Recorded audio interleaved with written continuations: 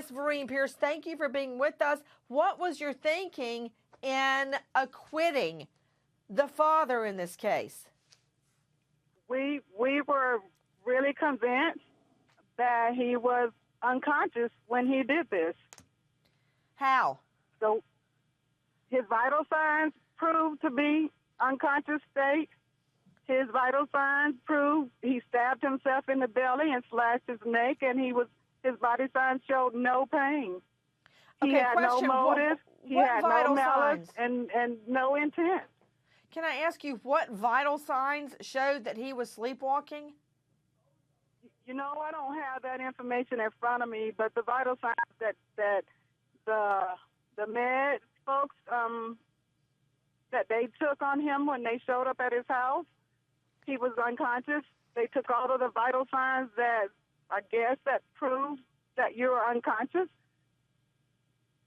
So nothing in his medical showed that he was conscious. But wait, this is after the medics get there. This is after the little baby is dead and after he stabs himself in the tummy, and you actually believe that he was asleep when he murdered his own child.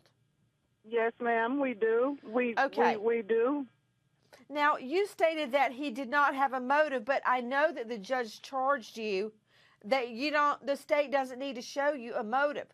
You don't need to know why somebody did or didn't do something, just that you have to reach a decision, did they do it?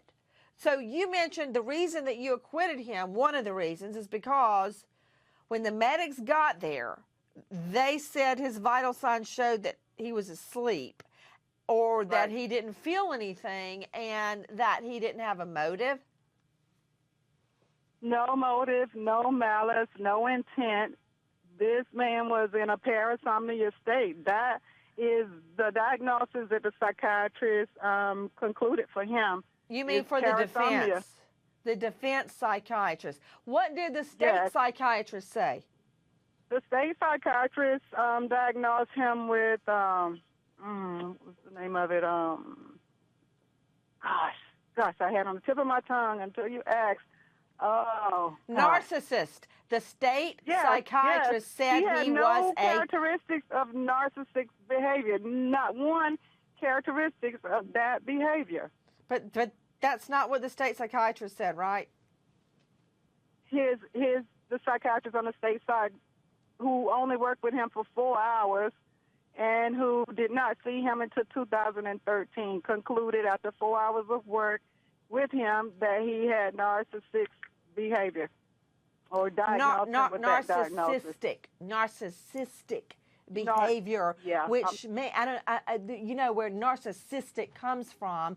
It comes from the Greek myth of Narcissus, who looks upon and falls in love with his own image. In other words, when you suffer from narcissism, all you think about is how the world affects you. For instance, how much money it cost you to raise your child. He was under extreme financial difficulty. And if you are a narcissist and you look at your child, you don't see this beautiful baby that I'm looking at. You see a price tag. How much it costs to feed him, how much it costs to send him to school, to daycare, how much his shoes cost. That's what you see. That's what a narcissist sees. Everything relates to how it affects you, the narcissist. Now, it's interesting. Blake, let me see that from the autopsy again, please. Blake, the little boy, strangled dead, had a scab on his forehead, hemorrhages to his head, which means blows to the head, bruises,